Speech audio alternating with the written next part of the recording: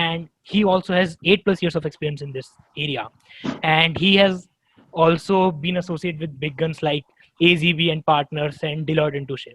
So thank you so much to both the panelists for being here. It's an absolute pleasure and privilege for me and all the attendees here to get a piece of your mind from this discussion and to learn under your wing. Thank you, Anubhav, for the gracious introduction. And both Jihan and I hope we can be of some service and use to all the young lawyers, law students who are here to with their questions, queries, and whatever we'd like, whatever you have for us to share with them. All right. Over to you. Yeah. So, ma'am, before we jump into the nitty-gritties of the webinar per se, I would like to ask your journey as a legal professional till now. So, starting with Shruti, ma'am. Okay. The thing about legal journeys and journey as lawyers or is about that you're a student for life. And each day you're learning something new. Each day you're having to give up something that you thought was the law till as long as yesterday. And in my living years and career years, several laws that I perhaps studied have changed several times over. So clearly I'm more a student than the students here in terms of that. And that's perhaps been my key to my journey, is to, be it starting off with law firms and learning, as I call it, the bread and butter of law, to moving on to in-house corporate roles with Airtel, say, for example, as a telecom company, and then Zansa and Colt as, IT and ITES companies. And also American Express as a financial services company. If you look at 3 diverse industries, and therefore learning was key again. Learning the business, understanding the nuances of business, and then seeing the applicable laws and then finding workability inside of that. Because at the end of the day, whichever side of the world we are at, be it private practice or in-house, business has to happen. So if we are corporate lawyers, we better be business enablers in whichever avatar we are. So that's a little bit of, me and my journey as a lawyer. All right. So now I would like to come to Jihan sir. It would be a privilege for us to know your journey as a legal professional. So please. Okay, so actually my legal profession went back and forth. I first graduated from law in 2006 from Government Law College. Did my master's in IPR from the University of Mumbai. Then went and did an MBA in Finance and Strategy from the Indian School of Business, Hyderabad. Worked for 3 years with Deloitte as an investment banker. Doing buy-side, sell-side mandates for various companies and projects, different sectors, including the TMT sector. Then decided that I'd had enough of being an investment banker, and finally came back to law, joined AZB and Partners for a couple of years. And since 2014, I've been with Khaitan Legal Associates. Perfect. So thank you for the panelists for sharing their journeys. Now, people, before we address the elephant in the room and start with the main topic of the session, you guys can freely ask any question. I have strict instructions from both the panelists to make this webinar as interactive as possible. So keep sending your questions. No question is stupid. And if I find it pertinent to the ongoing discussion, then I will put it. Otherwise, all the questions are reserved for the last 15 minutes of the session. So, sir, as I mentioned at the very outset, that TMT is a niche which is not very prevalent amongst law students. And I can see that 80% of the participants that have shown up till now are students only. So we'll start with the very fundamentals of the session. What is TMT practice and how is it different from a general technology law practice or a general IPR law practice? So, so firstly, as you rightly said, Anubhav, there is this misconception that TMT practice is not eye-catching. I actually tend to disagree with that. I mean, I've done M&A, private equity, general corporate, and I mean, I find TMT as interesting. I find it as challenging at times. So firstly, I would like to dispel this misnomer that the TMT is not challenging, and it is. It may not have the spotlight that some of the other practices of law have, but it's not for want of ability or challenge or interest, at least in my view. In terms of what TMT practices is, as we all know, it's basically divided into three parts. The first being the technology. Now, technology in itself, comes through various aspects. I mean, from an India perspective, obviously we have the Intellectual Property, the IT Act, sorry, the Information Technology Act, and the various rules thereunder. And as technology changes, you see the various laws that are changing as well. And the biggest change that I'm seeing, and it's heartening to see, is the data protection regime that is changing, and that is all thanks to technology today. From a media perspective, again, it really depends what media you're into. You could be in the movies business, which people think is extremely glamorous. You can be in the television business, you could be in the distribution business. So it really depends, I mean, where you are. And from a telecom space, of course, you have the big players, the Vodafone Ideas and the Airtels, and then the smaller players, and then you have the service providers that are actually providing for these to these big players. So it really depends in terms of what you're doing, and it's a huge area of law that TMT itself covers, each one having various nuances. Understood. Now coming to Shruti ma'am, I once asked Abhyuday sir, why TMT is together, why technology, media, and telecom is together. Then he told me because they were not individually enough to get clients, or they were not enough to bring that much revenue to the legal organization. So what is that, and can you elaborate a bit on it? So Anubhav, that may well have been the case, except that as times are evolving, and back in those days we would have also thought that, and maybe that was the genesis of this entire piece of clubbing the three together. But if you look at it in today's day and age, I think as a cohesive set, it sits perfectly, because the backbone at the for each of those business areas is technology. Each of those is, their very basis, their genesis, and their survival is dependent on a backbone called technology. And each one of them has to be not only well versed with, either be well versed with what the technology, what is the name of the game for today vis-a-vis technology. Is it ML? Is it AI? Is it whatever that fancy name for that moment could be? But also that the fact that if they're not augmenting it and creating it and building upon it, then they may as well not be in the business that they're in. Say, for example, and it's one of my favorite examples, and perhaps Jihan and Payal would have already gotten bored of it. But the fact that while in Bharti, the reason we decided to strategically outsource our entire IT function to IBM was because we didn't know technology. We were telecom players as Airtel.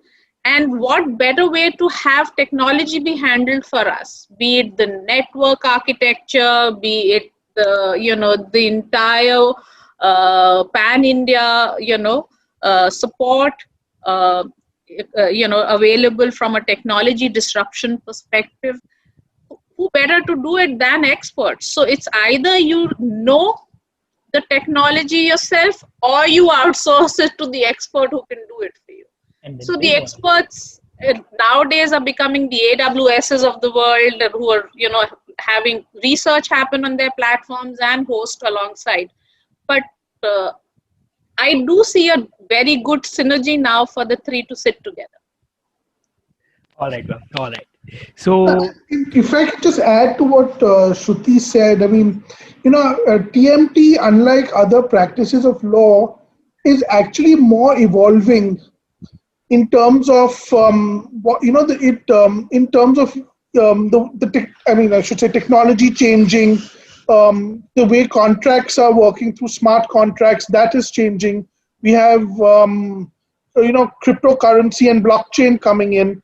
So while it may have historically been put together, as you said, because there was nowhere else to put them. Today, when one looks at it, these are the key facets of law that are actually moving at a much faster pace as opposed to your Companies Act or other areas of law. all right, sir. Understood. So the main reason why TMT was together in the initial stages, it was because maybe because of the billable issues or because of the revenue issues, but now they are clubbed together and because they complement each other, if I can put it that way, right, ma'am? Not so much complement, but they're all incumbent and dependent on the technology for their survival. So their name of the game is technology and evolution and evolving alongside with technology. Like Jahan said, today's technology would change as of yesterday, and you would need to be up to date with what's next. And so the evolution is so fast paced, and the reliance is so deep that it better sit together like that. All right. So they don't complement each other. They have this common element of technology in them. That's what connects them. All right. So this is the nexus between technology, telecom, and media. Understood. So all right. So my next question would be,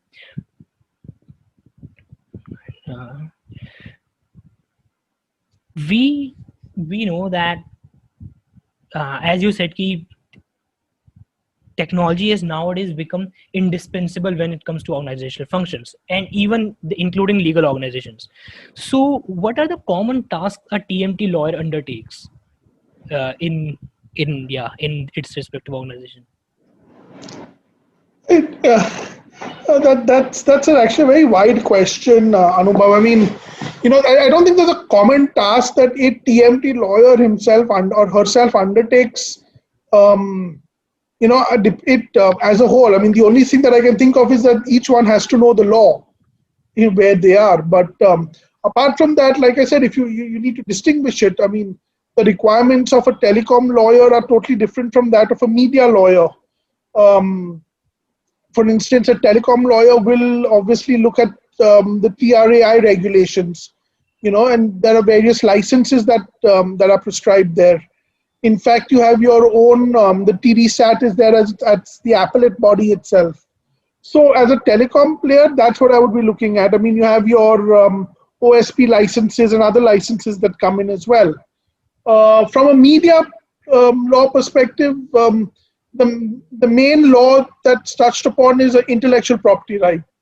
Again, you'll ask me which area of intellectual property right, and it would really depend, right? I mean, you would see a lot of copyright being used by lawyers. If you're in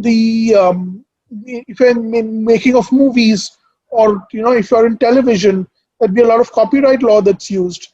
If, for example, you're making products from your television series, then there'd be trademarks that are also in place. So it really depends what you're doing. Right? And from a technology law perspective, everything's changing. I mean, there's no real law except for the IT Act, which just gives you a general framework. I mean, I have technology law questions coming to me that involve FEMA. So it really depends. I mean, there is technology, and I'll give you another example. someone wants to come up with a medical service provider app. I mean, it's all technology, but I also need to know the medical laws and what are the risks if I am a doctor who's going to have my own mobile application. So the beauty about technology law is that while you're looking at only that facet, there are so many other laws that also come into place. So it's not only, it's really difficult to say that, if you are a TMT lawyer, you need to know 1, 2, 3, 4, 5 laws only. It doesn't work that way. So, that in every sphere of law, I mean, you will have to know other areas of law as well. And TMT is no exception to that. So just to add to what Jehan said, there are no straight cut vanilla, whatever, that this only is what TMT law should be about. So like he said, any general corporate activity, any investment or any, M&A activity, FEMA gets involved. If there is a med tech company, you have medical laws to look at. If there is, so essentially it's and the corporate commercial framework of creating documents, agreements at one end, being in touch with the relevant regulator at the other end, whoever that may be, for, like he said, TRI and TDSAT for telecom as an example. It's bringing the ecosystem together, understanding where what is applicable, and then providing the right support as a lawyer. So as a TMT lawyer or as any other lawyer, while you should know where to find the way in the law and what is applicable for what you are currently dealing with, but knowing so that you would have some prowess as a student of law or as a young professional.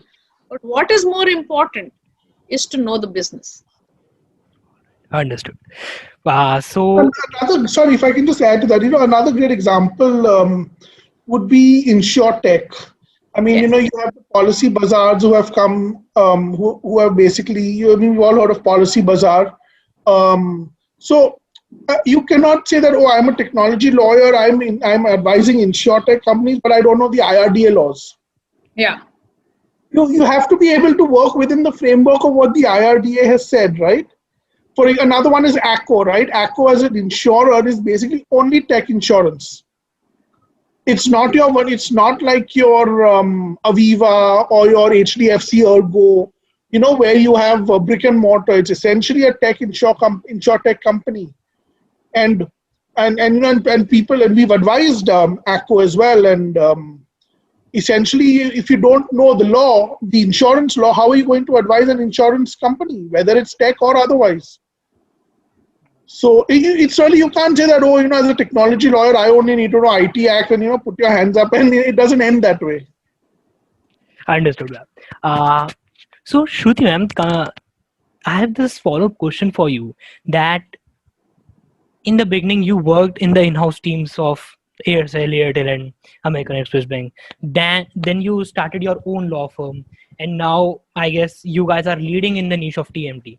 So what kind of work is outsourced, and what kind of work companies usually tend to do in-house only, legal work? There are two ways at how you look at outsourcing. All right. Work from organizations, and there are two kinds of organizations that depends on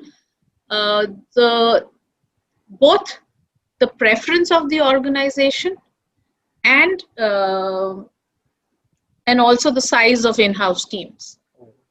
So because at my time at Bharti Airtel, we were a bunch of just 4 of us in-house at the corporate team, and yet there was preference because everything was in the nascent stage, and we were doing a lot of things. Confidentiality was prime, so we would kind of keep everything that was sensitive activity in-house, and just go out for external validation as and when needed. Of course, larger transactions would go, and we would do that with the support of the external law firms. That as an example.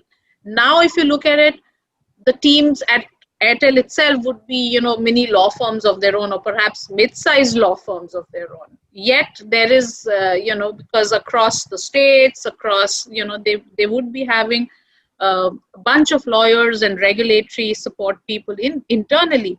So now strategic activity is when they would look at going out, to external counsels. But that said, companies like ITES companies will have smaller teams, but given they do not have that much of work externally, then again, critical strategic activities may go out. The other piece of work that goes out is anything sensitive, anything that has a liability impact, where you would want an external lawyer to kind of weigh in and tell you, okay, whether that's that's the way to go or not. So it depends both on the organization preference, size of teams, and the criticality of what you're doing. It may be very small, but if it's critical, you would look at external support. It may be obviously large and strategic and critical, then definitely you look at external support. So there's no one specific answer to your question, Anubhav. All right, understood. Also to add to that, Anubhav, as Shruti, spoke about privileged information. So I mean, under Indian law, an in-house lawyer does not have attorney-client privilege, unlike the UK. In the UK, even if I was working for a company and the business team came and told me something as the lawyer in the company, whatever is told is bound by attorney-client privilege. In India, that is not the case. So if there is something that you as a company strategically need to keep confidential that you don't want to disclose, what companies do is that they have an external lawyer in the room to take advice and also say that this is privileged and therefore need not be divulged. Understood. So if I have to, very briefly summarize the answer, then the factors which decide whether the work will be in-housed or outsourced is the confidentiality involved, the expertise available in the organization, and the size of the transaction. Like Shruti ma'am said, ki liability attached in a transaction, if it's significant, then it is usually outsourced. If it is very sensitive and intricate matter, then it is get outsourced. But and large transactions will definitely. So any M&A activity, any investment activity, those generally are preferred to be outsourced. Exactly. Or any litigation, all litigation. Yeah. So any of those activities where you need expertise. See, one thing that happens, Anubhav, is in-house lawyers become generalists of sorts. Yeah. Which is why the top position is called a general counsel. Yeah. And so I may be able to help the organization get a direction to it. In addition to what Jihan said, that I'm not qualified to give my legal opinion on that. But given I'm a generalist, I better go and have an expert weigh in on it and then give me advice that I haven't missed out on anything. So, there's a bunch of reasons and thoughts that go into kind of creating that decision for an organization. Yeah. So, as very rightly said by both the panelists, that there is no straitjacket formula. Multiple factors are involved, which we have rightly discussed. So, all right. If you can hold the mic piece a little higher up, we can't hear you too clearly. Yeah? All right. Sorry for the naive mistake. All right. So now coming to the next question, ma'am. Who, if I today graduate, and as we see that India is losing on jobs and people, especially organizations, tend to cut on outsourcing fees of lawyers. So if I graduate, who will be the top employers in the niche of TMT, and what will be my earning scope there?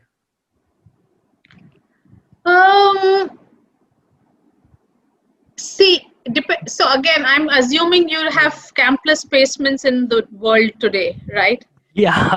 So the simplest answer to that is all the TMT companies that come to your campus for campus hire, and you kind of, whichever day they come on, and you kind of get the opportunity to showcase yourself, and they pick you up. So that's a shorter answer, but obviously uh, the large conglomerates of today are the TMT, companies, Google, Facebook, Amazon. I mean, just everybody out there, telecom companies. We've already spoken a few about them, etc. The thing is that I may be wrong here, but in my times, we would prefer getting some muscle working in a larger legal setup like a law firm of whichever size. Understanding some bits of the basics of law and then going in house. But I'm told that trend is no longer the only option of people entering in. So depends on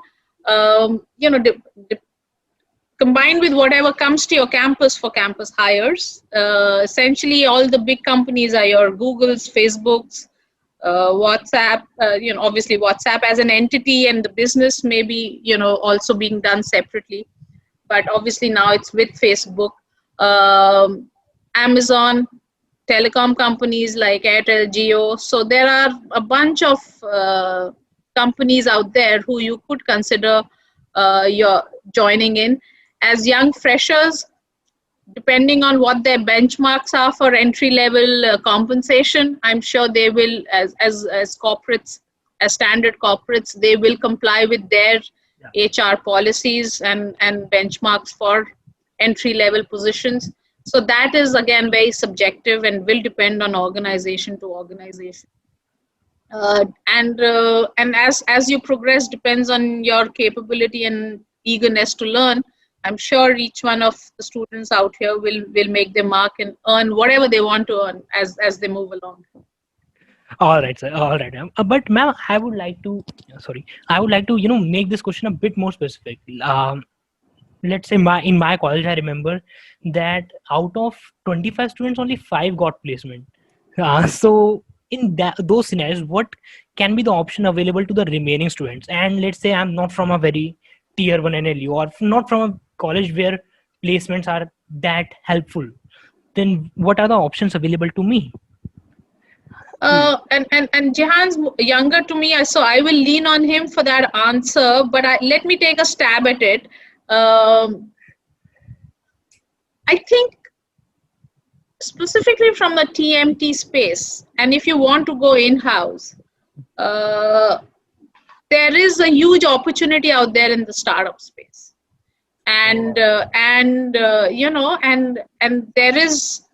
is need for talent, and there is need for expertise, and if you do have and even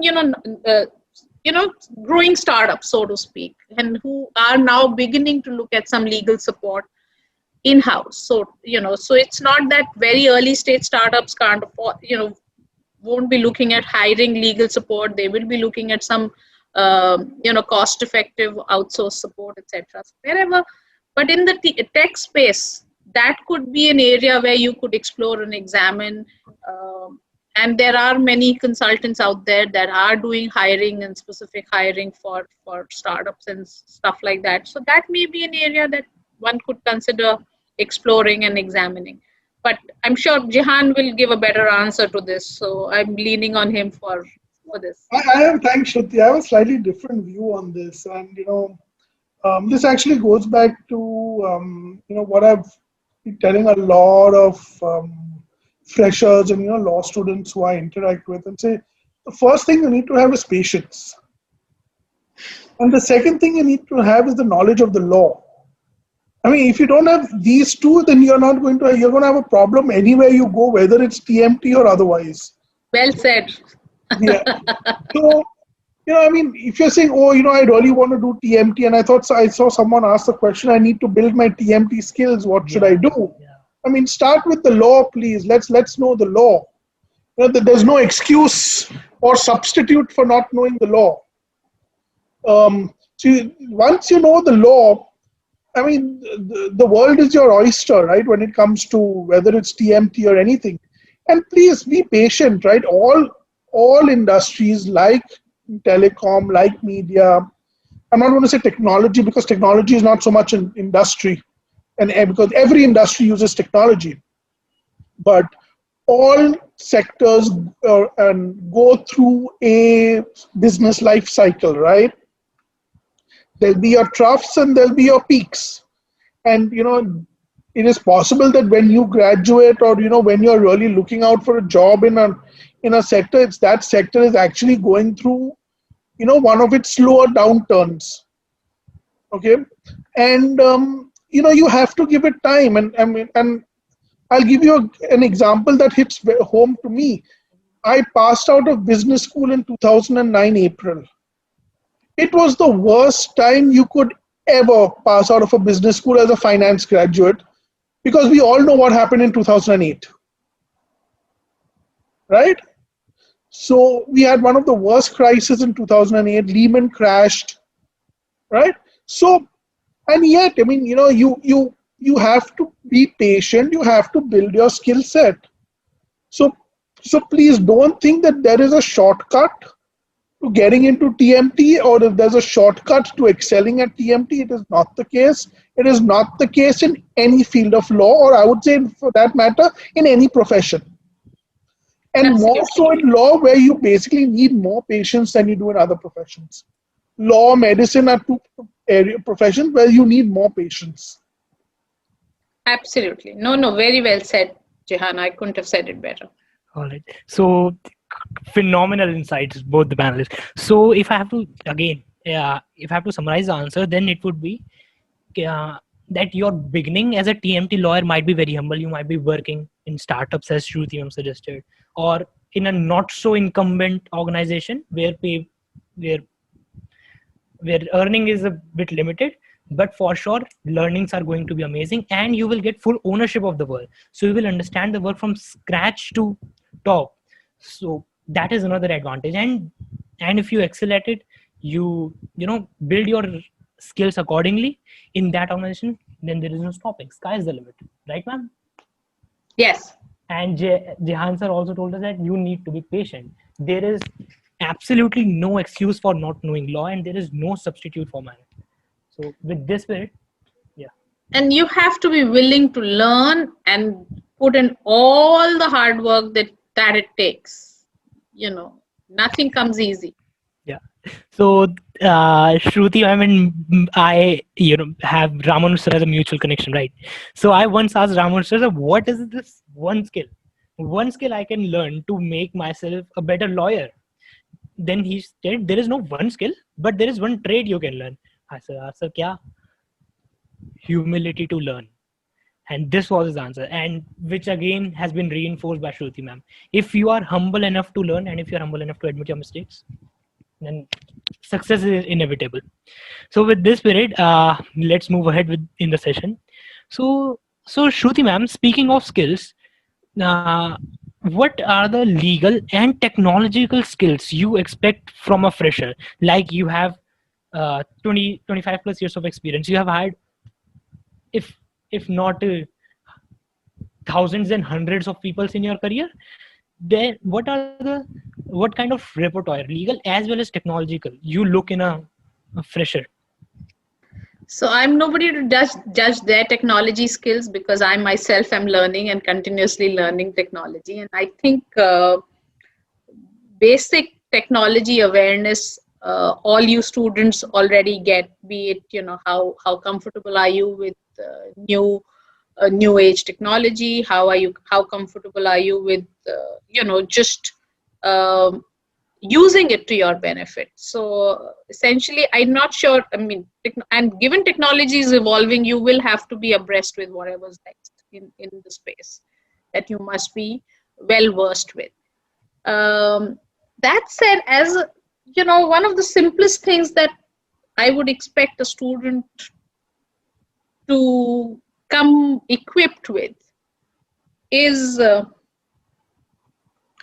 knowing enough through the studying years to be able to identify the area of law that the issue or the aspect that they're looking at belongs to, and then going and finding the answer through research, through whatever else that, research, case law, books, whatever, and being able to give a data set maybe comprehensive, maybe a little more than what is needed and wanted, but being able to give the raw material, relevant raw material around the issue in question. And obviously, and then, as you rightly said, and then be able to learn to chisel out what is needed and wanted from that. So that's what I would look at in a student. All right. So now, Jihan sir, what does an ideal hire looks to you? When you say ideal hire, do you mean someone who is experienced or someone who's a fresher? Let me ask you that. Someone is a fresher and as a lateral entry as well. Okay. Yeah. Okay. So as a fresher, I only look at two qualities: someone who is keen to learn and someone who's willing to work hard. Those are the two things you need as a fresher. Basic understanding of law, I assume you've not wasted your tuition fee and you have a basic understanding of law that any law school will give you, so I don't go into that. But eagerness to learn, keenness to learn, and willingness to work hard. Because let me assure you, if you don't have those two things, you don't have it in you to succeed as a lawyer, at least in my view. Absolutely. So that's from a fresher perspective. From someone who has experience, I would expect them to know the law. And not only knowing the law, I would expect them to be solution oriented. So, and this is something that my senior partner taught, and I was fortunate to actually learn under Saket, who was my senior partner. And something that really struck out to me, and he kept drilling it in me while I was a junior associate with him. And he said, please understand, as a lawyer, your job is to get the deal across the line. You are not here to stop the deal. Whether you are there or whether you are not there, if a deal makes commercial sense, they will do the deal without a lawyer. So please do not give yourself that importance as a lawyer that, mere bina deal nahi hoga. Deal ho jayega. Kaam ho jayega aapke bina. Commercially, if parties want it, ho jayega, kuch bhi sign kar lenge. Right? So as someone who is experienced, I would expect them to be business friendly and be solution oriented. That is what are the two things I would look for in someone with experience. See, knowledge of the law is a given today. If you don't have knowledge of the law, then please don't practice law. It's as simple as that, right? So if you're a fresher, slightly different skill sets from what I'm looking at. If you're experienced, slightly different. Understood. All right. So again, the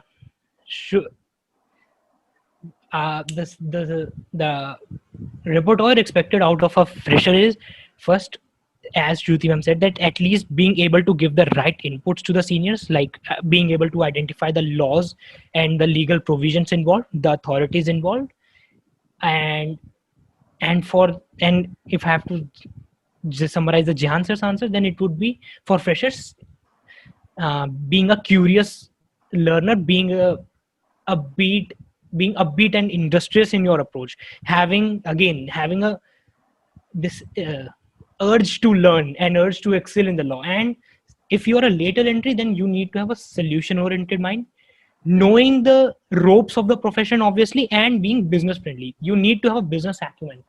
Law skills are nowadays not enough. You should able to understand the client's business, maneuver the deal accordingly, and I can't put it more precisely as Jehan sir did, supporting the deal, right sir? Supporting the business deal. Absolutely. Supporting, facilitating the deal, absolutely. Yeah. All right. So sir, now we have also addressed the skills aspects of the TMT. So my very apparent question would be, what are the common workplace challenges young lawyers face? I want to talk about experienced lawyers. Young lawyers face. Yeah. Jahan, this is your question and your answer. Thanks, Shruti. Work-life balance. Young lawyers, ke liye? No. So yes, I mean, yes. Unfortunately, the profession is such that it's. I mean, everyone likes to say, "Oh, I want work-life balance," and yes, that is one of the challenges as a young lawyer. Um, the other challenge that I see, and I see this coming more and more, and it's going to unfortunately be more applicable to you than it was to me, and then definitely lesser to Shruti, um, given our ages.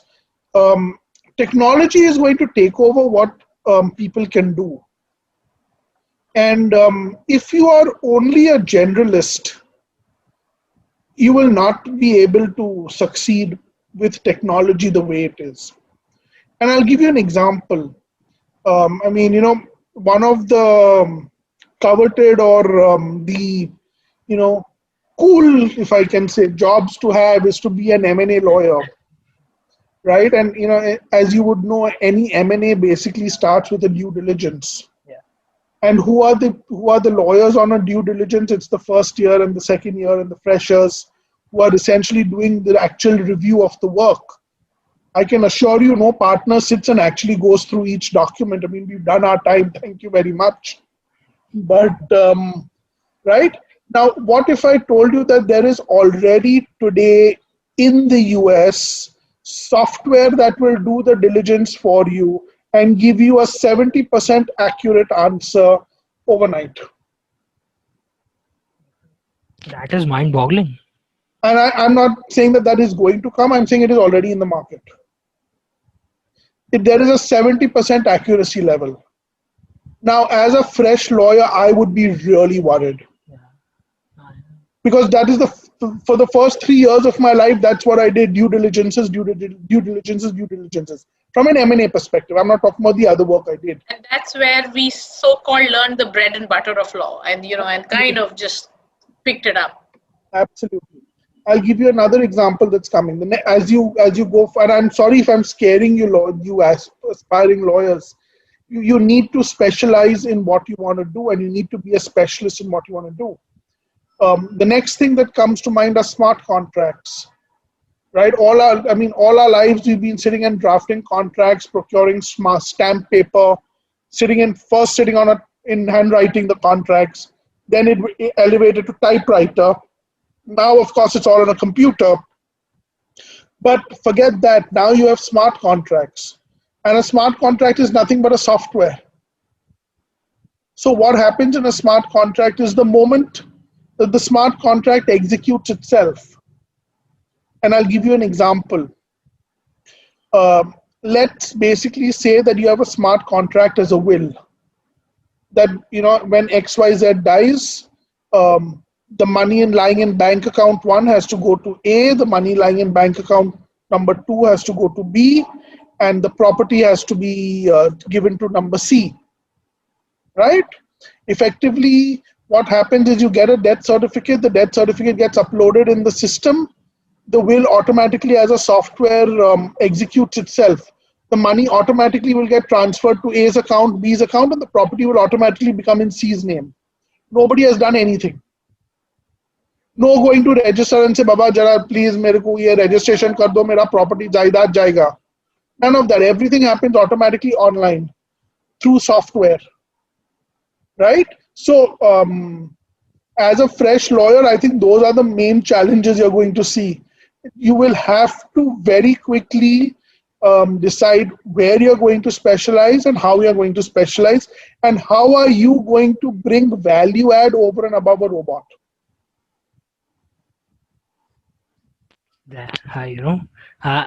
I'm still collecting myself because this is scary. I mean, it is in the times when people need jobs more than ever. Like AI coming in replacing lawyers, and especially young lawyers. How will they learn the fundamentals and nuances of the profession? That's a big question. I think law schools will need to first change their approach. Because if the law schools are teaching what they are today, I think in 20 years you'll have a problem. Already the curriculum is quite outdated. Yeah. Unfortunately, the first thing I tell a lot of law graduates who come to the firm, the first thing I tell them is, please forget everything you've learned in school. None of it is useful.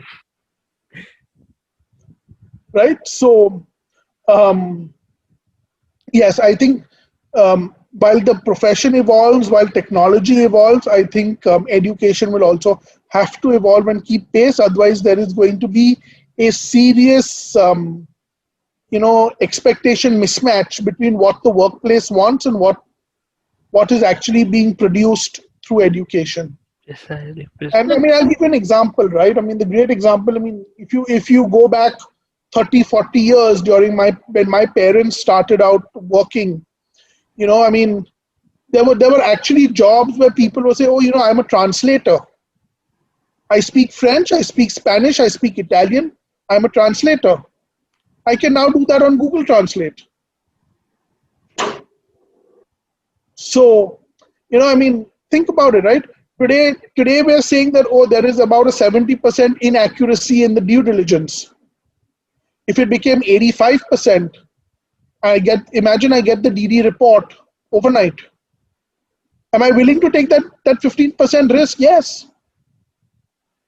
I may be willing to do it. And then you might not be needing 10 lawyers to sit on it. You will only need Precisely. two. I Yeah. need two. You won't I have. need two lawyers to just look at it. Yes. And then I need the lawyer not to review the documents, but just to review the summary or the report. And if you want a lawyer to review the report, you don't want a first year reviewing it. You want a senior person reviewing it. So as a fresh lawyer, please, you are lucky that you are ahead of the curve today. Technology is catching up. Please specialize. Please focus and specialize. That would be my sincere suggestion to all of you. Understood. Understood. Even I remember reading this, that in Audi, a contract which is below $1,000 automatically get drafted. Imagine how many unemployments this technological development might have left. I'll give you another example. It's already there in India. There are websites. Okay. They will actually tell you what agreement are you looking to draft. If it's a regular, let's say, purchase sale agreement, they will actually tell you, you need this clause, you need this clause, you need this clause. You just select, put a tick mark, this clause, this clause, this clause, this clause. In 10 minutes, a contract is in front of you. Yeah, crazy. You already have that today in India as we speak. Yeah, there are a bunch of websites that do that. Exactly. Exactly. Would I trust them? No. I don't know who's drafted it at the other end. But is it possible? Yes. It might be needing some fine garnishing and Absolutely. Just some fine tuning. Absolutely. See, So at the end of the day, the infrastructure is getting more intelligent, is what Jehan is trying to say. You have the raw materials available, you have the baselines available. Are you that person who can make it more intelligent and specialized and give it the quality add, or are you that person that can generate just that, what the raw materials that are already existing? who just So got time replaced by not to tech. be a raw material, time to be a specialist who can add that secret spice into it and make it more usable and viable. So the major takeaway of mine from this part of the conversation was the entry criteria is going to completely change, and it will be of on the whole another standards. So Shriyam, I read this somewhere that 70% of the jobs in 2030 will be those which don't exist today. So what do you think of this? What kind of legal work will young lawyers be doing from, let's say, uh, 8 or 9 years from now, in the light of the increased usage of AI and the the COVID crisis which has brought? I think Jehan's already answered that, Anubhav, in terms of how are you making yourself, equipping yourself with specialized skills and specialized expertise around the areas of law that you will need to start looking at some of those specialist areas to see how you are equipping yourself with the right knowledge and the right tools to be able to do that. Jehan, you were saying something. Yeah, I'll give an example, Anubhav. Today, at least I do not know a single lawyer who knows coding as well as law. Oh. I think coding will soon become a very essential part of the practice of law. So I think, that's where I see it going in the next 10, 15 years. Ah. That as a lawyer, you will need to know at least basic coding. Fintech As and a the direct lawyer, application. yes.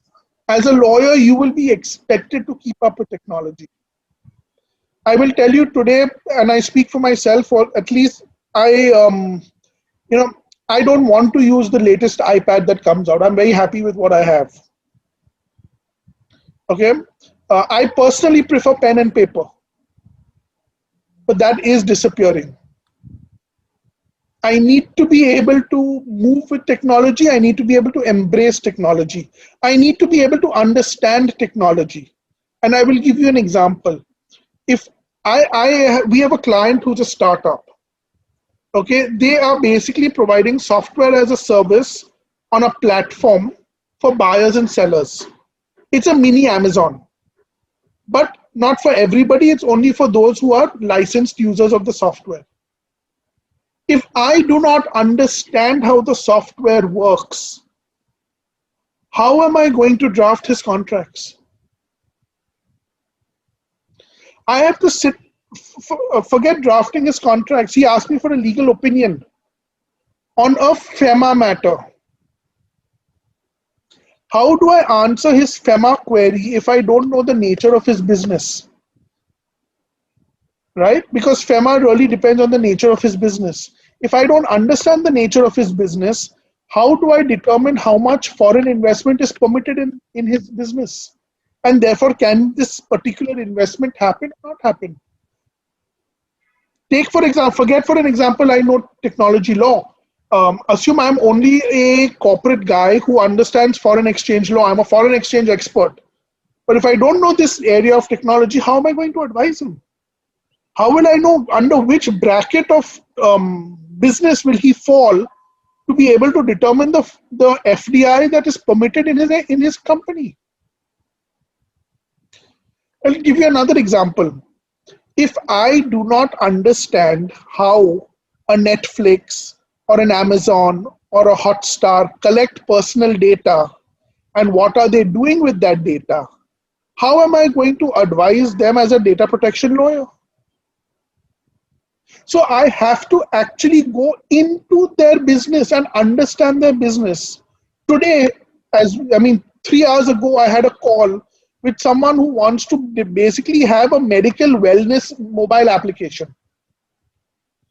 If I do not understand what that application is, how it's going to work, where information is coming from, where information is going, to whom that information is going to be available, how that information is going to be used, how do I advise the man? So, as if you ask me what's going to happen in the next 15 years, you will see lawyers who will have to actually understand the business at the grassroots level. And I can assure you, 30 years ago, that was not the case. No senior counsel 30 years ago understood the business at a grassroots level. And I can tell you 20 years later, if you don't understand the business at the grassroots level, you will not be a good lawyer. And you will have to constantly be able to embrace change and technology. That's what I see the big things happening in the next 15 years. It's already happening now. It's going to just keep getting accelerated. Exactly. Just to summarize, first is understanding the client's business through and through. Secondly would be being able to understand the technological aspects of the transaction. Third would be being able to merge all this information, blend all this information in the legal provision and all the all the requisite legal knowledge required, and then giving it to client on a silver platter, so that they don't have to manage all this, and you as a lawyer actually bring some value. All right, so to a large extent, Jehan sir and Shrudhyam, you have answered this question, but if possible, like keeping in mind the vast experience you guys have, is it possible for you to give me 4 to 5 tasks, specific 4 to 5 tasks, which you apprehend that a young lawyer will be doing? Specific tasks, like you very rightly told me about the coding. If you can elaborate a bit on that track.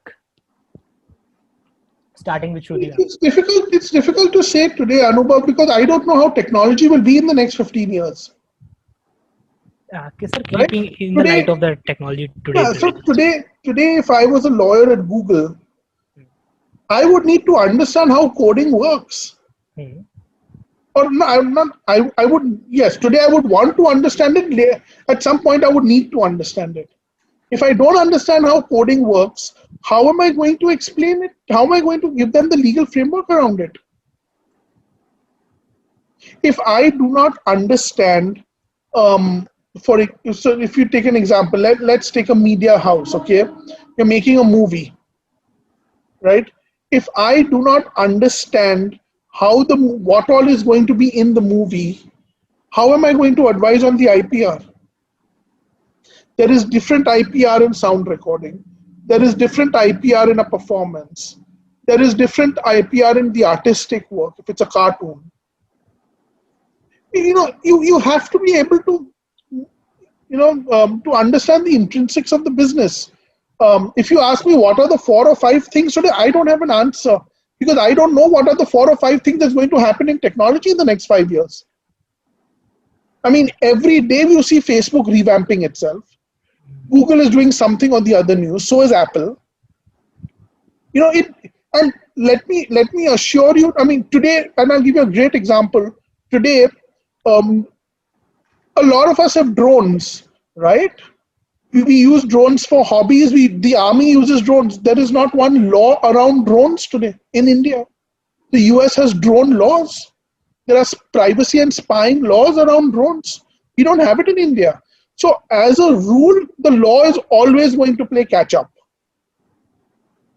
And if you ask me what will you require, I can't answer that today because I don't know what's going to happen 5 years later.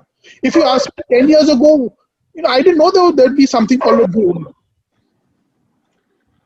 I think the simple answer to your question, so to Jehan's point, is Anubhav, you have to know what's relevant at the moment and be able to, it's like your own syllabus. Like Jehan said, the entire law course and syllabus will need to revamp if it needs to be relevant going forward. What are the technologies of today, and and if you're looking at a TMT organization, what is it that you need to look at? And know, and you should be able to know what's relevant for you to learn and know also. So, sorry, Jahan, you were saying that. Absolutely. I mean, it's difficult to predict the future, right? And say that, nobody knows how technology is going to move in the next 5 years. So, I mean, It's difficult for me to answer as to what you will need as a lawyer to know, to be able to harness in the next 5 years. It's a difficult one. I don't think it's something one can answer. I mean, the obvious ones like coding, I've told you. I mean, I can also tell you I can see some law coming around drones. I can see the government becoming stricter and stricter on data protection and data privacy. But if you ask me 5 years ago, did I see data privacy becoming a full-fledged practice? The answer is no. Not really. Nobody knew it. Very difficult to say. All right. Perfectly. Can we do a time check, Anubhav? I think yes, we're sir. at 4:30. So yeah, exactly. So people, there are some time constraints, ma'am. If you allow, can I take one question or one or two questions from attendees? Sure. All right. Thank you so much for the courtesy, ma'am. So this question, most important, guys. This webinar is on the career in TMT and not only TMT. So I won't be able to take questions this much intricate. Please, no. Should be. So a lawyer has asked me, he's an experienced one, what is the scope of independent practice in the niche of TMT? So can we take that? It really depends as to what you're going to practice, right? Because there are law firms that specialize on media law. There are law firms. I think there's great individual practice scope there. There are certain counsels. In fact, there are senior counsels who specially appear in the TD set. So if you want to go to the TD set, for example, there are certain lawyers you will go to because they actually understand the nuances of law and the working of the DDSAT. So if you tell me, if you ask me, what is the scope for private independent practice? I think it's great. So, sir, do big clients come to independent practitioners because they always have a much standard procedure in place in the form of law firms? Depends on the need, right? I mean, if your need is extremely super specialized, you will go to a smaller firm. You'll go to a boutique firm that actually specializes on that. So, for example, if you needed someone, if let's say, for example, you had an OSP license, you've applied for an OSP license, and your application has got stuck somewhere, you would, and I tell you that there is a small boutique firm that sits out of Delhi that only specializes in OSP licenses. Would you not consider such a firm? Yeah, sir, most certainly. Absolutely. Or I tell you, if your application is stuck in so and so department, best person to contact is Mr. X. Yeah. He will advise you as to why it is stuck and where the application is deficient. Understood. All right. So yeah. So the crux of the answer again, it is you need to be specialized, and if you are an absolute master of a particular segment of that law, clients are definitely going to come. Absolutely. All right. So with this, guys, we have time constraints which we need to respect. It is the generosity of our panelists that they extended it to a bit. So thank you so much for everyone for joining us here. It was really fun interacting with you guys. Again, my gratitude to both the panelists for being here. It was an amazing webinar. You guys are very fun to interact with. So thank you so much for coming to our platform. Thank you, Anubhav. Thank you for making us. No. Thank you, and thank you for your persistence and patience. I sure can say you have the patience. You worked along with us to make this happen for some period of time. So thank you. All right, you are very generous, ma'am. Jihan sir, you were saying something? No, just thank you very much. I mean, Shruti for her inputs, Anubhav for the questions. I think were very pertinent. I found them interesting questions. I just hope that we've been able to answer the questions that given people the confidence that TMT is something that they can definitely build a very fulfilling career in that sector. All right. So just one request, just 2 minutes more, guys. Our panelists have put a lot of hard work. Can you please rate this session on a scale of 1 to 5, with 1 being the lowest and 5 being the highest, in the chat box? So I'm not closing this session unless you guys give me the feedback. So quickly, 5. All right. Thank you so much, Kartavya. Thank you so much, Neelam. Quickly, give me the feedback. Okay. Komal. Thank you, Komal. Thank you, Raki. All right. So I think most of the audience is quite satisfied with the insights here. And even I personally learned a lot. So I really look forward to it. Just, Jihan sir, is there any other way we can reach out to if someone's question has been left unanswered? Can they reach out to you, outside the... Sure, you have my email ID. I mean, more than happy for you to send me an email. Can you please type it in the chat box? Yeah. Shruti ma'am, I would request you to do the same. So Anubhav, I'd request you to just share them with, ask them to write into you if they have your address, and you can perhaps collate them in one and send it to us. That'll be easier for us because we can become a little careless with our inboxes, especially with mails that, we may not have, So if you will club it all together and give it to us, it'll be useful. Our concern is that Anubhav, from unknown senders, it may just go straight into spam and not hit our inbox. Exactly. If it comes to you, at least we know that from you. If it comes, it should hit our inbox. All right. And Anubhav, what you could say is the TMT session question. So then in the subject line, that this is all for us, and you can collate them all and send it back. Understood. So guys, I have sent my email in the chat box. If you guys have any unanswered query, you can reach out to me and I will forward it to the panelists. So, all right. With this, we call it a day. Thank you so much, sir. Again. All right. Adieu. Thank you. Take care.